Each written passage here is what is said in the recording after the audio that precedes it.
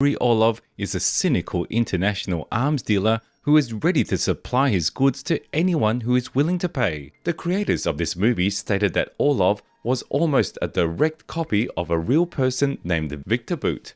Naturally, such a statement was immediately picked up by the media, whose efforts to date show that Orlov and Bout, for the mass public, have become a single person. Such a view, of course, is not objective, and today we will try to separate Viktor Bout from Yuri Orlov, telling different versions of the story. Meet the real Lord of War on the other side of the law.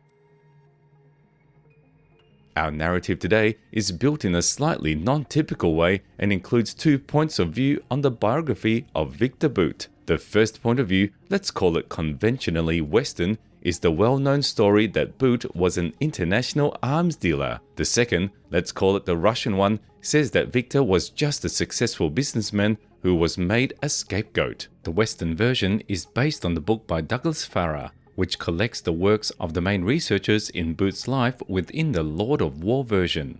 The Russian version is based on Alexander Gassiuk's book, which in turn represents conversations with Bout's close people and business partners and attempts to refute the Western version. Where the versions agree, we compiled facts and built a unified narrative from them. Where they do not, we gave both views in the format of opposition. We also tried to take only those facts which had evidence and proof at the level of investigations of law enforcement agencies of different countries, so that they are not our guesses but the results of the work of competent people. Viktor Anatolievich Bout was born in Dushanbe on January 13, 1967. His father was a driver and was engaged in repairing cars, and his mother was an accountant. Also in the family was Viktor's brother Sergei, who later became his business partner and is rumored to be engaged in independent commercial projects to this day. His family never belonged to the local nomenclature. It never had any influential connections. The brothers had to achieve everything exclusively by their own labor. Viktor graduated from high school with good grades, having already shown an interest in foreign languages. Thus, some of his classmates later recalled that already in high school, Bout spoke English quite well. Ability to learn languages predetermined the choice of university. It was MGIMO, Moscow State Institute of International Relations. However, the attempt to enter it ended in failure. Despite the fact that Viktor successfully passed all the exams, he was cut off the so-called Mandate Commission. The reason was trivial. In those years, in order to enter MGIMO, residents of the Soviet periphery were required to provide a recommendation from the local Republican Central Committee of the Communist Party. And despite the fact that Bout had excellent grades, which allowed him to study in this educational institution, the party officials from Dushanbe did not give him such a recommendation. Bout's friends later attributed this to the desire of the local party apparatus to see their own national Tajik cadre in MGIMO. However, Viktor stoically endured this failure and went to serve in the army. After demobilization in 1987, Viktor decided to try his luck again with higher education, but this time he applied not to MGIMO, but to the Military Red Banner Institute of the Ministry of Defense of the USSR, better known as the Institute of Military Translators. His school successes in studying languages and conscientious service in the army were a great help, so this time Viktor managed to get to the university bench. However, Bout does not have a diploma from this institution, and his name does not appear on the list of its graduates. Viktor only took a 10-month course in Portuguese, after which he was promoted to the rank of lieutenant. Later, in the 2000s, Belgian journalist Dirk Drollens, who accompanied Bout on some business trips to Africa, claimed that he heard a story from him that he allegedly served in the military airborne forces and after completing his compulsory service was engaged in training the GRU Special Forces. However, Drollens himself has no solid evidence of this story, but there is a lot of evidence that after receiving the rank of lieutenant, Viktor Bout was sent to Belarus to the 339th Vitebsk Regiment of Military Transport Aviation, where he served as an interpreter and radio operator. This regiment performed various flying missions in Angola, Mozambique, and other African countries. Some journalists claim that Viktor Bout was a KGB resident in Rome between 1985 and 1989, but this version does not stand up to criticism. It is difficult to even imagine for what merits an 18-year-old boy could get a place in the residency, which worked in the capitalist country. Only the son of a high-ranking official could expect such a sweet position, but certainly not a provincial from Dushanbe, who was cut off when entering MGIMO because of the lack of one certificate. And these journalists also forgot, or rather ignored, the fact that in 1985, Viktor Bout was still doing his military service in Transcarpathia. In 1989 to 1990, Viktor worked as an interpreter at the Soviet military mission in Mozambique. This mission, as well as many others stationed in those countries that had friendly relations with the USSR, was engaged in combat training of local personnel, teaching them to work with Soviet weapons and military equipment. There, in Mozambique, in the Soviet embassy, Viktor met a woman, Alla, who later became his wife, and 3 years after marriage gave birth to his daughter. There is a version that Bout owes his career to his wife. She was allegedly the daughter of a high-ranking state security official, but this version is nothing more than a fiction of the yellow press. Alla Bout's parents were the most ordinary Soviet servants. In 1991, Viktor Bout decided to quit the army. His thoughts were not yet associated with the organization of a huge transport company, and he, to begin with, engaged in a simpler business. According to the memories of Bout's wife, Alla, the first big money was earned by Viktor on consumer goods, which he brought with friends from Europe. The budding businessman went through the sale of canned beer in stalls and through the sale of cheap things brought by shuttles. Quite quickly, it became clear that really big money on such trade is not to earn. That's when Bout thought about becoming an airline broker, especially since all the previously acquired knowledge and acquaintances were very much in favor of it. Bout later dryly explained the path that led him into the business. After leaving the army in 1991, I worked in the Union of United Cooperatives of the USSR, which at that time was headed by academician Tikhonov. In this organization, there was a center for organizing air travel, and I was able to study this business more deeply. Then I acted for a long time as a broker for the organization of chartered transportation, and only then we started buying airplanes and creating our own airline.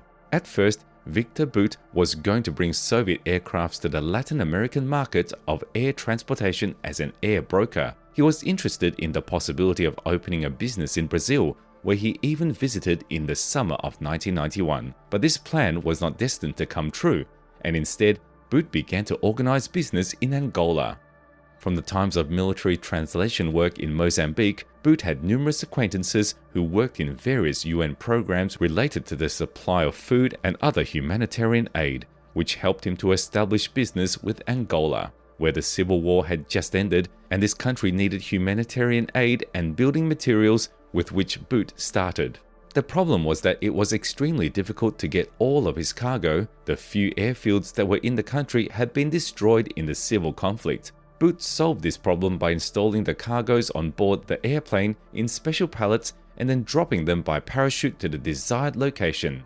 These cargoes were to be delivered by IL-76 airplanes, formerly part of the 339th Military Transport Aviation Regiment, which was based in Vitebsk. After the collapse of the Soviet Union, these airplanes were transferred to the balance of the Belarusian company Transavia Export, and from there they were leased by the firm founders by Viktor Bout. That is, roughly speaking, Bout took the airplanes from Transavia and released them for transportation of humanitarian aid to the UN, taking the difference into his pocket. In addition to Bout's original idea of parachute cargo delivery, the UN appreciated these airplanes for the fact that a flight hour of the IL-76 was very cheap, about $500 to $600. For comparison, a similar flight hour of the American Hercules transport cost the UN $1.5 or even $2,000. Over time, Bout's company Vial did not have enough Transavia airplanes, and they began to rent them from other airlines created in a similar way as Transavia. Just so you understand how much this sublease was profitable for Bout was, he took airplanes in the former Soviet republics for an average of $300 for an hour of work and released them to the UN for $600 for the same hour. Bout was fortunate to be clearly in the moment when it became possible to rent airplanes that turned out to be useless in the post-Soviet space for cheap, and then exporting them to the expensive foreign air transportation market. Recruitment of crew for these planes was not a problem either. Many pilots who found themselves out of work were happy to return to their favorite business and earn good money that allowed them to feed their families. However, Victor Bout's former partners believed that he was able to get the first airplanes for the promotion of his business not due to his strong character and coincidence, but because of his connections in the GRU. He was given 3 airplanes, and in return, Bout was obliged to share part of the proceeds. The same opinion is held by supporters of the version which we call Western at the beginning of the video, adding that the interest was not only and not so much in kickbacks from the proceeds, but in the possibility to use Bout for their own transportation tasks. Simultaneously with the collapse of the Soviet Union, communist regimes were overthrown in a number of the USSR's Eastern Bloc allies. After the fall of the Berlin Wall and the subsequent unification of Germany, the days of the Soviet military group there were numbered. It was impossible to remove all military equipment from Germany. It was not economically feasible. The cost of transportation was too high, but this equipment could be sold, and in such a delicate event, the help of a person who speaks several languages and has experience in organizing large-scale air transportation cannot be underestimated. That is why it is believed the planes chartered by Bout always received all the necessary flight permits, and the weapons were delivered to the clients just in time. According to supporters of the Western version, Bout paid a small symbolic sum for the lease of these airplanes, and in return, the GRU was able to continue sending weapons to different parts of the world. Victor Bout's former partner, Sergei Menheyev, believed that at first Bout was simply following orders from big men from Moscow, and only after that he started to form his own business. But even after he got his own company, he still remained in the orbit of influence of his high-ranking patrons. But even if we accept the fact that Victor was under the hood of influential people, it did not prevent him from developing his business. He had learned well one of the unspoken laws of air transportation: never fly empty. Bout strove to get loads wherever his planes landed. After landing in Goma with parts for attack helicopters, Bout's planes would take off with a shipment of coltan, and after delivering Kalashnikov assault rifles to Kandahar, carpets would be loaded into the same hold a couple hours later. Frozen chickens, gladioluses, TV sets, whatever. The main thing was the airplane did not fly empty. Bout's entrepreneurial talent was definitely there and allowed his firm to grow very quickly, so that by 1993 he had his own, not rented air fleet. Thus, 4 AN-8 airplanes, 2 AN-12s, an AN-24 and an Mi-8 helicopter were purchased from the Zlatoust machine building plant. And in 1993, Bout opened an office in the UAE and registered a company there under the name Transavia. The UAE was ideal for Bout's growing business as it is in the junction of many trade routes in Europe, Asia and Africa. The Emirates welcomed foreign companies in the early 1990s. Local legislation encouraged their influx with economic incentives and low taxes, and Sharjah, the city whose airport Bout used as his company's main transportation hub, was struggling to get out of Dubai's shadow. Of course, its old airport with only one runway could not compete with Dubai's huge airport in terms of passenger traffic, but local officials decided to go the other way. They started luring foreign cargo companies. Passenger transportation had failed, they thought, so they would take the upper hand at the expense of cargo transportation. In addition to luring companies, Sharjah Airport also invited foreign experts, one of whom, named Richard Chichakli, was once quite friendly with Bout. Chichakli was a Syrian-born former US Army sergeant whose background includes studies in Riyadh, where he said he was even friends with a young Osama bin Laden and participation in the Gulf War. After his military service, he earned a degree in accounting and started a financial consulting business. He was so successful that he was noticed by enterprising Sharjah businessmen who decided to make the yesterday's war veteran a director of the airport's free economic zone. But back to Transavia. Bout's chartered transporters delivered to many countries household goods, mainly household appliances and electronics. And it was then that Bout first encountered weapons as well. However, those transactions were quite legal. Victor began to provide his site in Sharjah for refueling and maintenance of Russian AN-124 Ruslan planes, which were delivering cargo from Russia to Africa, making intermediate landings in the UAE. Transavia tried to make money on literally everything. For example, the company transported French peacekeepers to Rwanda and for a year and a half provided all transportation for the Belgian military contingent in Somalia. Once Victor Bout's chargers even had to deliver French satellites from Toulouse to Kourou, a French spaceport located in Guyana. Victor's income was growing, and he began to think more often about the need to expand his business. As Bout later mentioned in interviews, he wanted to create a transportation and passenger air carrier like Virgin Atlantic, and in 1995, the first step towards this goal was taken. Bout's company, Transaviation Network Group, opened a representative office in Belgium. Transport planes were to be located on leased sites of the Oosten airfield. There, as well as Sharjah Airport, cargo flights to all sides of the world could be made.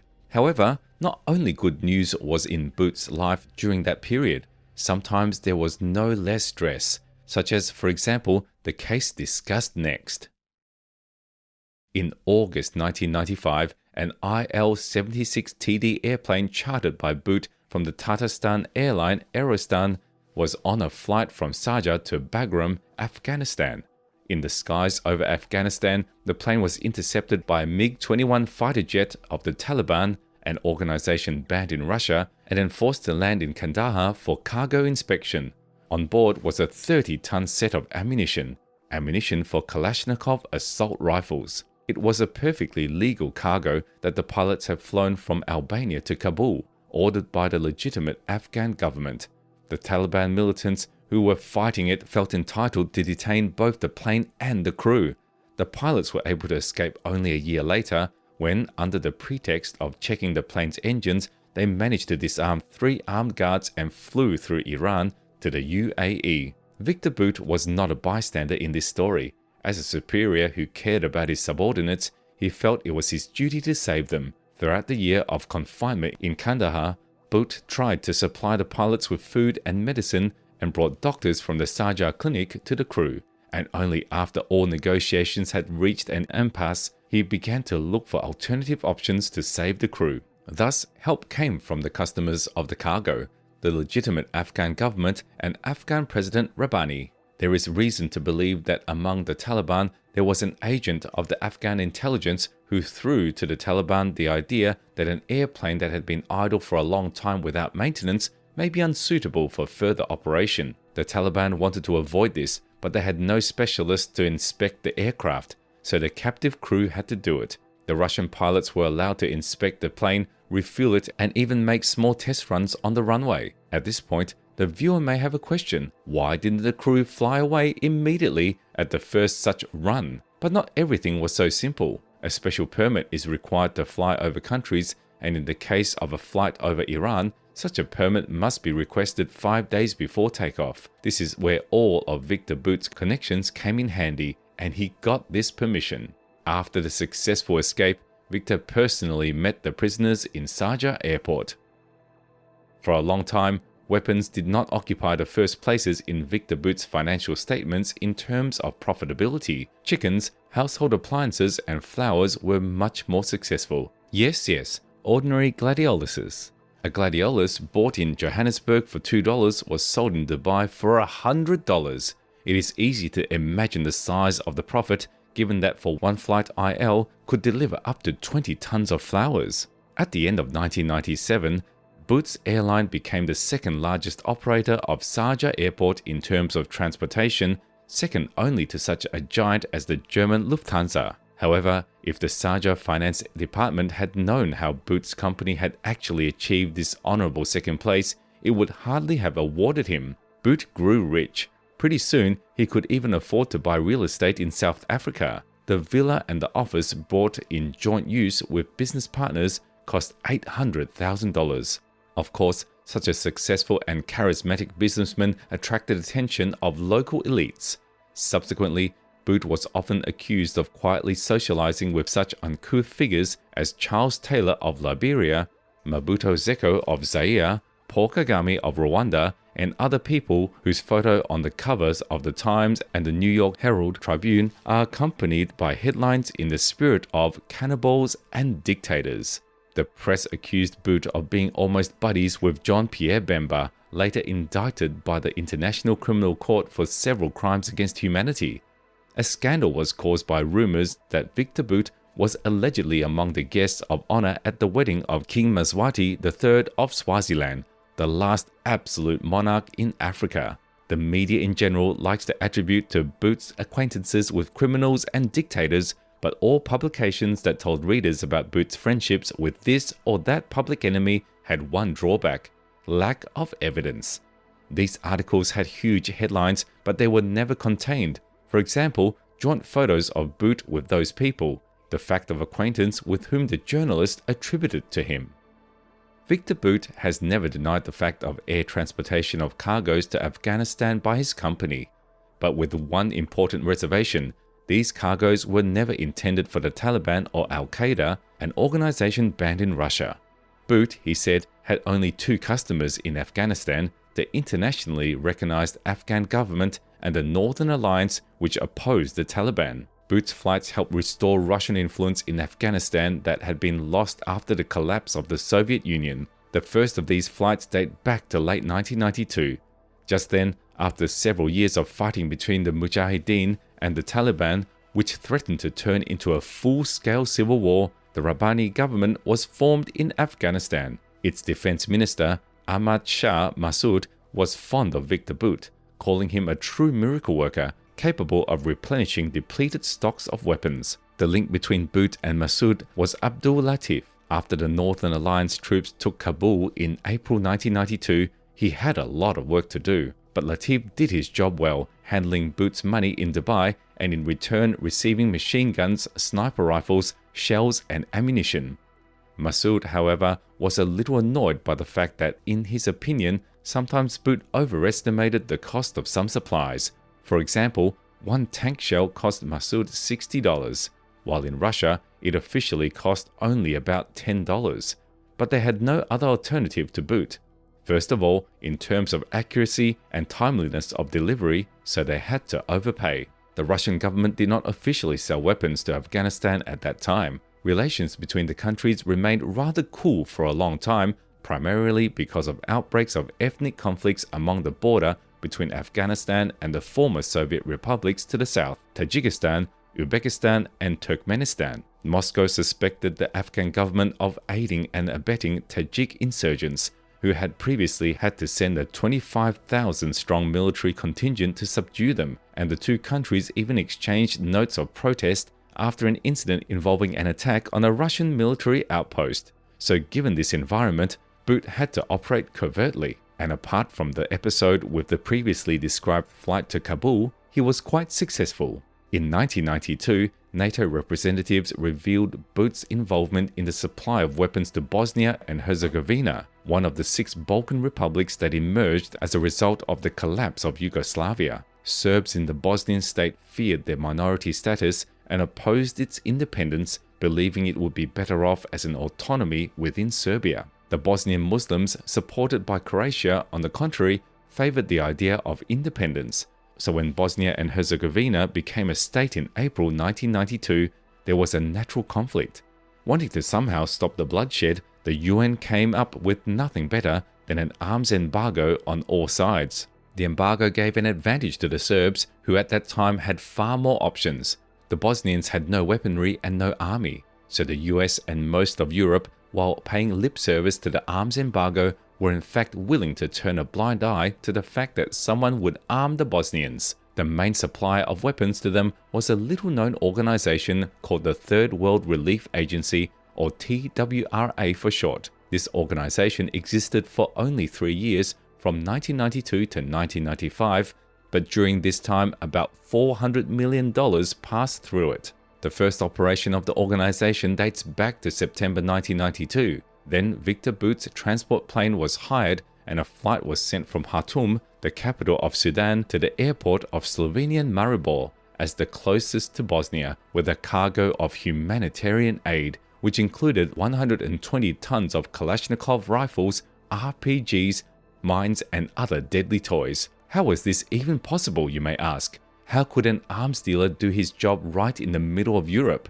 The answer is simple. In those years, his activities were perceived as beneficial to the civilized community, which was interested in the independence of Bosnia and Herzegovina. Radical Islam in those days was not yet perceived as a threat to national security, and Bout's activities, despite all their ambiguity, were not yet even vaguely perceived as a threat to the political and economic interests of the United States and Europe. Austrian officials, namely Austrian investigators who established the link between Bout's companies and the supply of weapons to Bosnia, also did not oppose TWRA activities in any way. They honestly recorded the fact of the organization's activities in the arms trade, but since none of the deliveries even came close to the Austrian border, they could not do anything about it. From the point of view of the law, Bout remained crystal clear.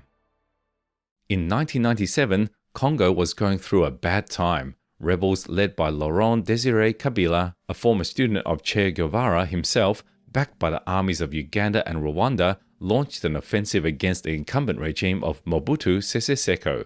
While Kabila was struggling to wrest control of the country from Mobutu, the Rwandans and Ugandans were busy searching the Congo for Hutus. The participants in the genocide against the Tutsis in Rwanda in 1994 had managed to find refuge in Congo, but now retribution was close at hand. The UN tried to help the population to the best of its ability in such a situation, and its officials made frequent visits to Congo. In March 1997, one such official witnessed a very strange incident at Kisangani Airport. He saw an IL-76 landing.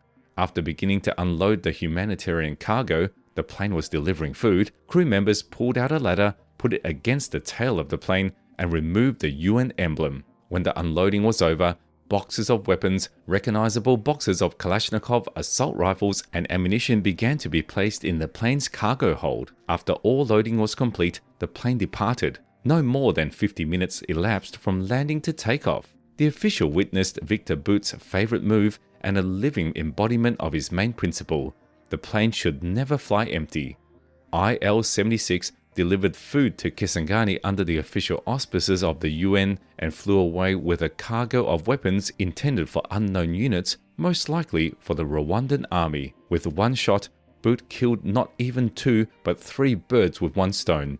He provided his planes with profitable cargo, fulfilled a deal with his partner, and importantly ingratiated himself with the global organization, which is the UN, by delivering its cargo to those in need. Bout was capitalizing on several sides of the Congolese conflict at once. His planes were able to deliver humanitarian aid to refugees and arms to Kabila's rebels, all while maintaining good relations with Seko Mobutu, from whose decrepit hands power was slipping at this time. The Pentagon military advisors and independent investigators were not even stunned by the fact that Bout was supplying arms. They were used to that. They were more outraged by the fact that Bout managed to supply weapons to several participants in the conflict at once.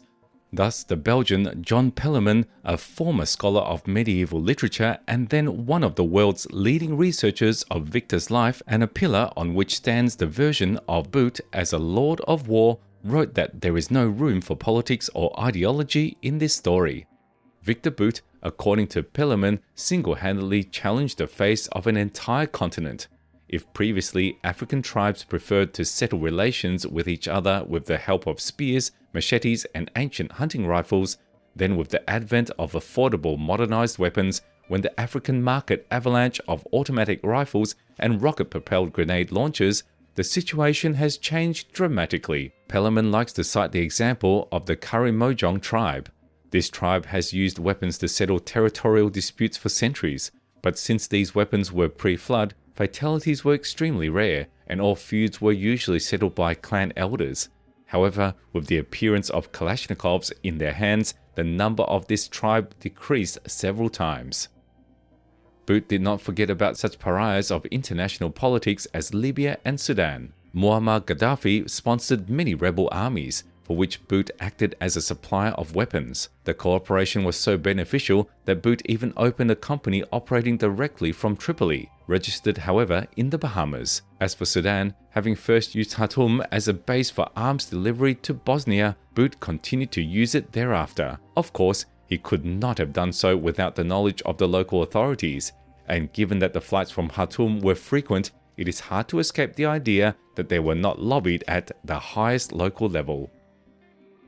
After earning enough money, Bout decided that he and his family would be better off living in South Africa. Sharjah was still his main transportation hub, but in conversations with friends, Bout talked about Africa being the place he wanted to live, and South Africa offered excellent opportunities for legal business, and Bout understood the importance of this point very well, and after all, Johannesburg was the most comfortable city to live in of all the African capitals. At first, everything went as well as possible. Bout moved with his family to Johannesburg. His wife Ala opened her own clothing business, and not far from the border with Zimbabwe in Pietersburg, Bout found a suitable airport. His then partner, Deirdre Ward, obtained the necessary business permits and already owned a company himself, Norse Air, which had all the necessary valid certificates to fly. On February 19, 1997, Bout's Liberian company, AirSes and Norse Air incorporated a new company, Pietersburg Aviation Services and Systems Pty, or AirPass. Bout owned 90% of the new company and Ward owned the remaining 10%.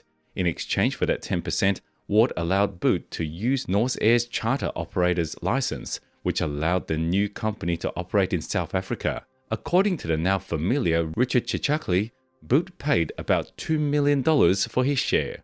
Bout also used his own money to build a refrigeration plant, thanks to which he began to transport frozen chickens, a very profitable commodity in countries with hot climates and no conditions for storing meat. Bout liked doing business from Pietersburg so much that he even discussed with Chichakli the possibility of opening a South African version of a free trade zone like Sharjah. Viktor was also going to invest in the garment business here and open a factory, but these endeavors remained only in the plans. In November 1997, Bout went with his family to his own mansion in the Sandhurst district of Johannesburg, where the unfortunate incident that ended Bout's business in South Africa took place. Viktor's house was burglarized, and it happened late in the evening when the entire family was at home. With the help of accomplices of the bandits from among the domestic workers, the alarm system in the house had been disabled, so the attack by the Gang of 10 came as a complete surprise to the owners. The guards and Viktor were not around. Bout's mother-in-law and wife were beaten. Some sources say that during the raid from Bout's house disappeared only phones and computers with valuable information, while others, on the contrary, say that the catch of the raiders were almost $6 million, which Viktor kept in his personal safe. What is clear is that this was not a random robbery of a wealthy house by a street gang, but the reasons will probably remain a mystery. The local police, on the other hand, couldn't even find the burglars. Bout then put the house up for sale and moved his family back to Sharjah. Meanwhile, the clouds were gathering over AirPass. Thus, the country's authorities came to the conclusion that in the activities of the previously impeccable firm, there were over 146 violations of the national legislation on civil aviation, and the South African Department of Home Affairs also declared Bout an undesirable alien and refused to issue him a new visa. It is not known who exactly forced Bout out of South Africa. There is an opinion that it could be the intrigues of Russian criminal groups, which were also engaged in the organization of cargo transportation, and they did not need such a successful competitor. There is also a version that the night raid on Bout's house is the work of Western Special Services, which already then, in 1997, realized what destructive consequences for the African continent could lead to Bout's activities and were ready to achieve his departure from the country at any cost. And other researchers consider the raid as revenge on the part of the American intelligence, which allegedly, shortly before that, inclined Bout to cooperate, hoping to learn from him information about his customers and buyers. Bout refused the offer, after which his days in South Africa were numbered. In May 1998, the aviation authorities of neighboring Swaziland, over which Bout's planes flew, under pressure from the South African authorities, suspended the flights of 43 planes of 5 of Viktor's companies, accusing him of lack of proper documentation, as well as illegal arms shipments from Mozambique to Angola. Among the cargo found on one of the planes were 2 disassembled Russian military helicopters packed in crates labeled machine parts. Investigators suspected they were destined for Rwanda. However, despite this, Bout's planes were soon spotted in the sky again, but already over another part of Africa. In the winter of 1996 and spring of 1997, a young Afghan man named Farid Ahmed could often be seen at Sharjah airport who seemed intent on settling in the local air cargo hangars and offices. He had been secretly sent to Sharjah by the Taliban, who had become the new government of Afghanistan. Just a month and a half before, they had stormed into Kabul and defeated the weakened government of Bout's former buyer, Burhanuddin Rabbani. But the king is dead. Long live the new king. The new government was as much in need of Viktor Bout's arms as the old one. The Taliban were fighting against Rabbani's government and forces loyal to his defense minister, Ahmad Shah Massoud, and were primarily dependent on Pakistan's intelligence services and armed forces for their tasks, artillery, and ammunition. But their relations with the Pakistanis began to sour after the Taliban captured Jalalabad and entered Kabul in late September 1996. In their eagerness to disperse the remnant of Massoud's forces, the Taliban's top leadership began to irritate Pakistani officials. Not independent enough to break away from their Pakistani patrons, the Taliban mullahs began to show a vested interest in developing an independent procurement capability, as analysts at Human Rights Watch later concluded. US military intelligence later agreed with this assessment. Pakistan played a big role in supplying weapons, certainly, but they supplied mostly large weapons, tanks, trucks, heavy artillery.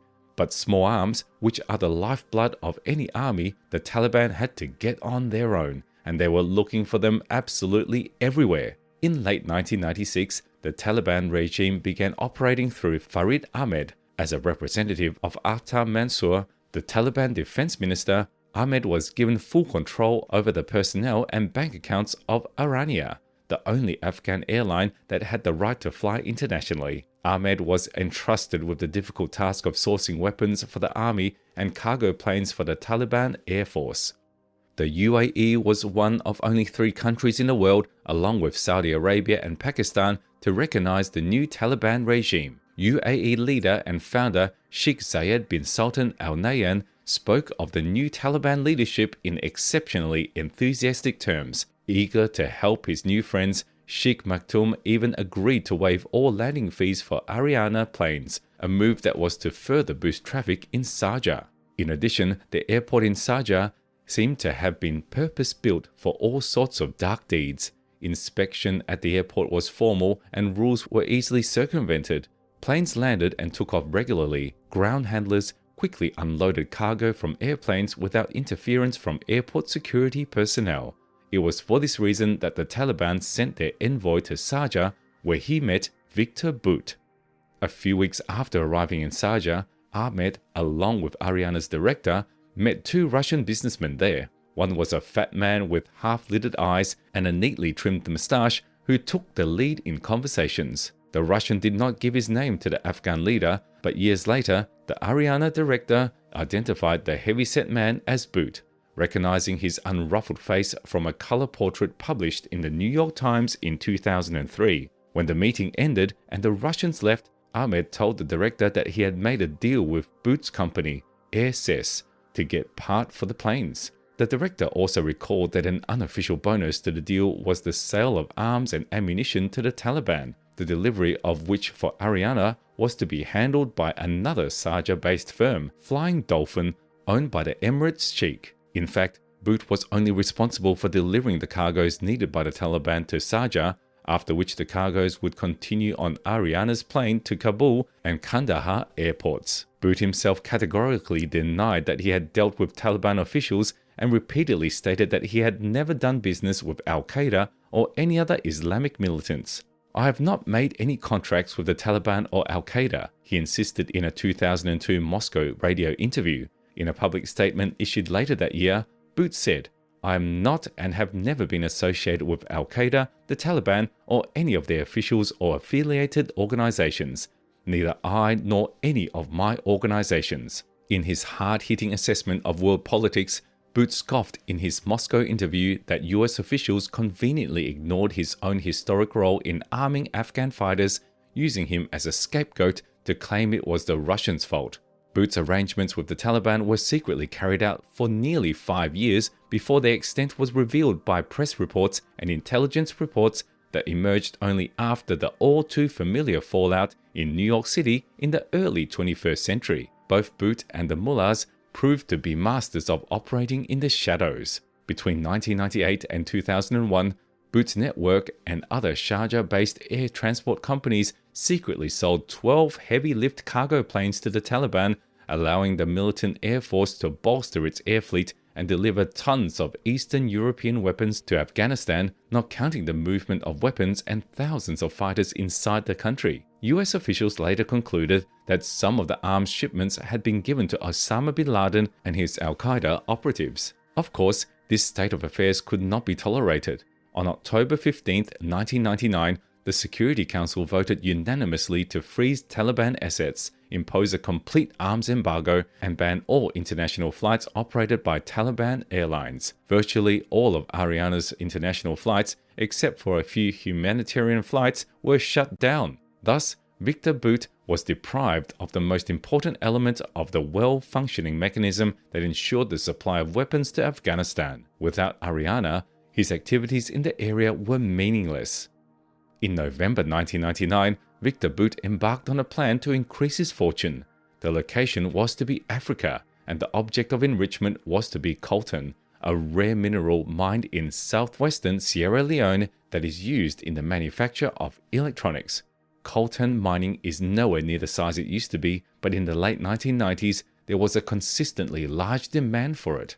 According to Douglas Farrar, Viktor Bout offered to supply weapons to the RUF, that is, the Revolutionary United Front, free of charge, and in return, he asked only for one thing: the seizure of several abandoned mines in the southwest of the country. Viktor told the RUF leaders that he had connections with interested investors from Russia, that they would not begin their investments until they had a firm assurance of safety. The meeting between Viktor Bout and RUF chief Ibrahim Baha was arranged by Charles Taylor, a regular client of Bout's and one of West Africa's most powerful warlords, an architect of the Liberian Civil War, and a participant in the military coup in Burkina Faso. He had promised Bout for years as a reward for his years of help to discuss taking over the mines. At the meeting, he was told that with all the necessary equipment and weapons, the takeover would take a month at most. However, these plans were not to be realized. A short time after the meeting, at which Bout received the consent of Ibrahim Baha, the latter was removed from the command of the troops because of serious disagreements with Foday Sanko, who was at that time the supreme commander of the RUF. Thus, all of Bout's hopes of gaining control of the mines collapsed. However, Bout was not upset for long. Charles Taylor soon needed a lot of weapons again. A group of rebels from neighboring Guinea, led by some of Taylor's former field commanders, began a military campaign to overthrow the latter. Bout's help came in handy.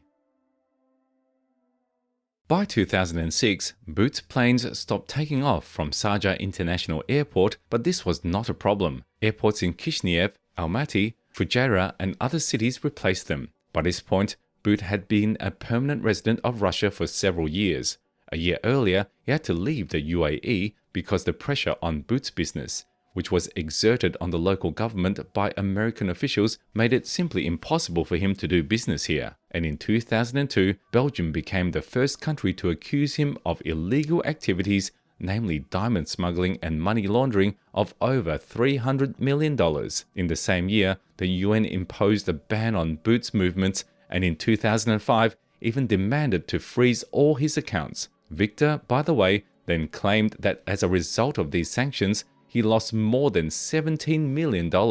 Even earlier, around the time when Bout, in the company of Ibrahim Baha, was contemplating the possibility of seizing the mines in Sierra Leone, the US government began investigating Bout's activities.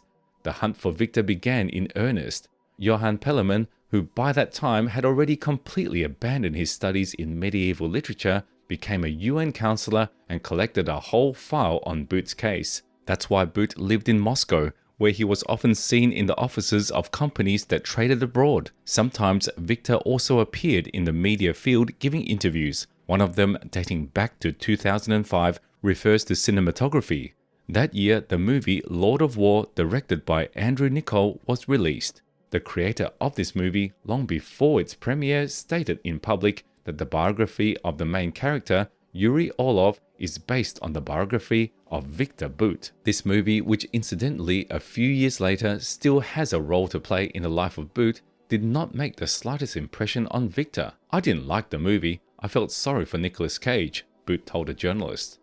Victor Bout's brother Sergei often compared the activity of an airline broker to the profession of a cab driver. A cab driver will never ask a passenger what is in his suitcase.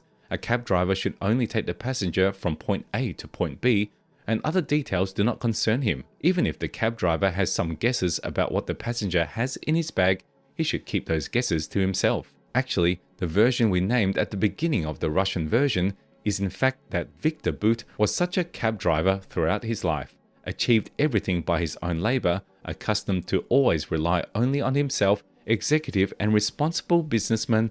This is how our hero appears to the apologist of this approach to the interpretation of his life path.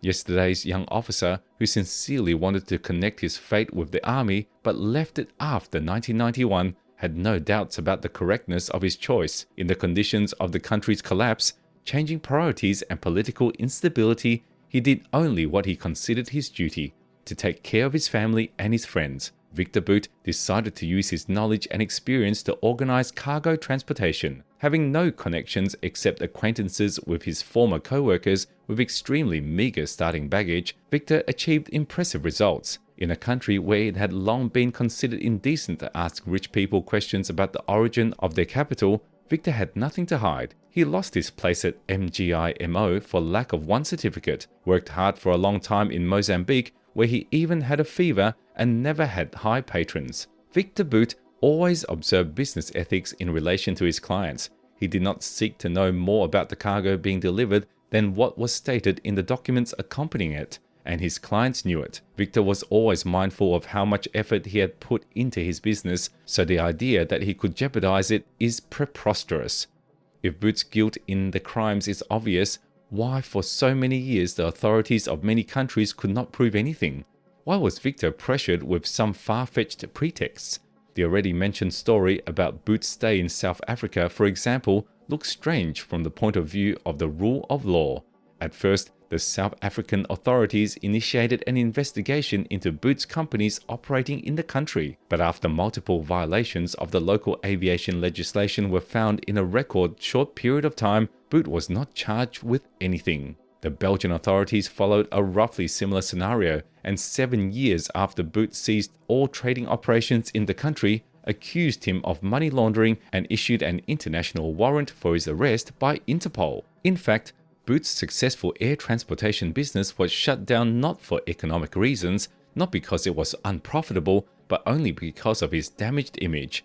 An accusation of this nature haunted Bout right up to his arrest, which in a sense can be considered the apotheosis of his life's journey. Congratulations, you have convicted Nicolas Cage. Rumor has it that these were the words spoken by Victor Bout's wife after the announcement of the verdict. Despite the many rumors linking Bout to a number of diverse crimes and violations of the law, the only crime for which he was ultimately punished was a sham. Bout's attorney, Steve Vizzo, said, "Don't forget, his crime is a talking crime. No guns were sold, no one paid money for it. It was a trumped-up crime created solely to charge him. And then for this colloquial crime, the prosecution demanded life in prison without parole."